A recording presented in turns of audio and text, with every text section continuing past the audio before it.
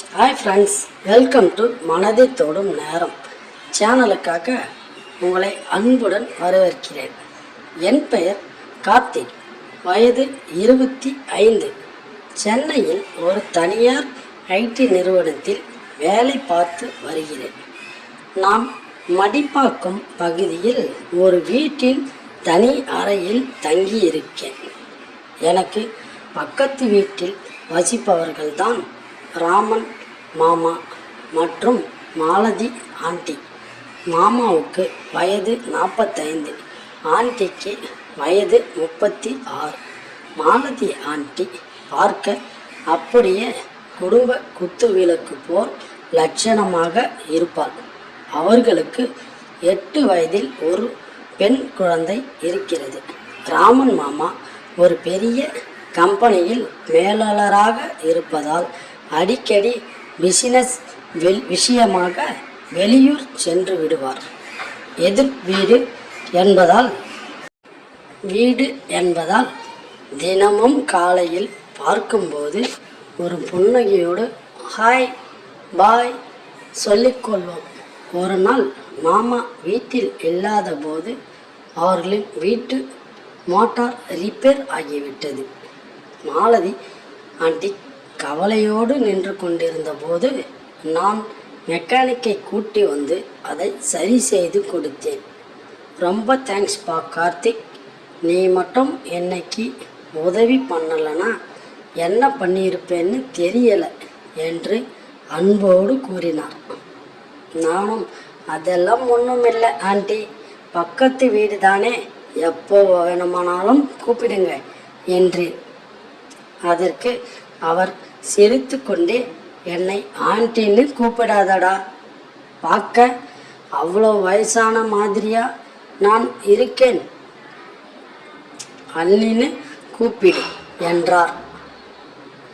எனக்கும் உள்ளுக்குள்ள ஒரு சந்தோஷம். அன்றிலிருந்து பேச்சுவார்த்தை அதிகமானது. விடிய விடிய நீடித்த அந்த இரவு ஒரு முறை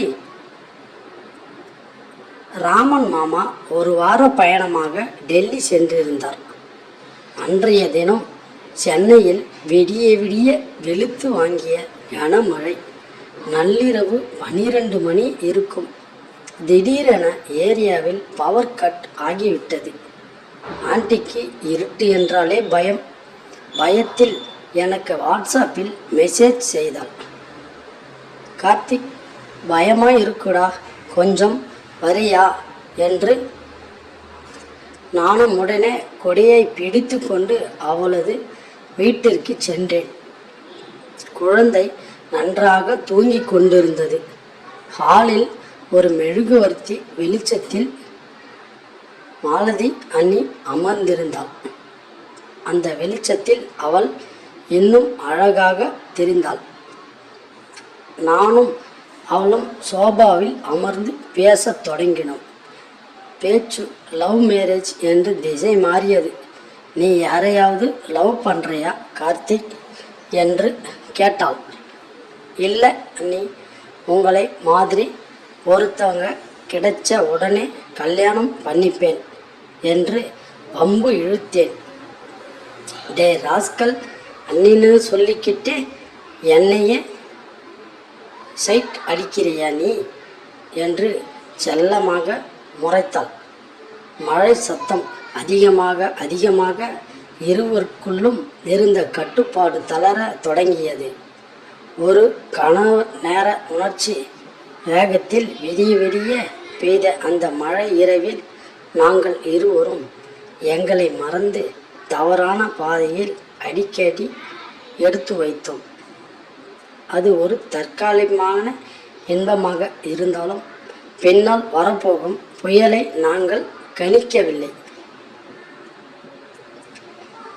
இந்த விடிய விடிய நடந்த சம்பவத்திற்கு பிறகு மாமா இல்லாத நேரங்களில் இது தொடர் கதையாக மாறியது.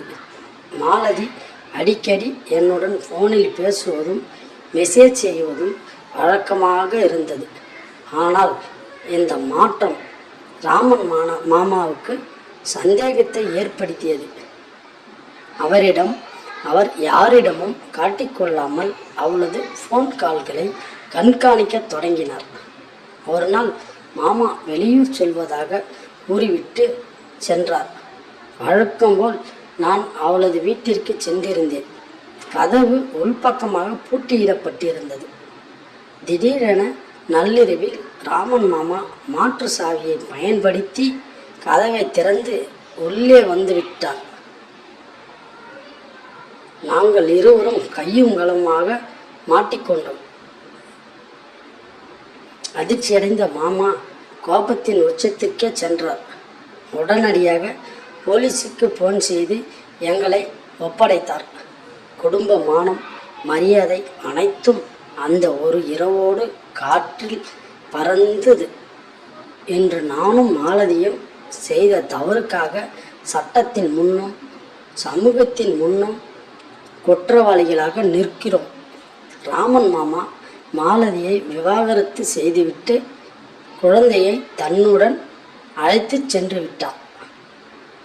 அந்த 8 வயது பிஞ்சு குழந்தையின் வாழ்க்கையை இப்போது தாயின் அரவணைப்பு இல்லாமல் கேள்விக்குறியாகியுள்ளது.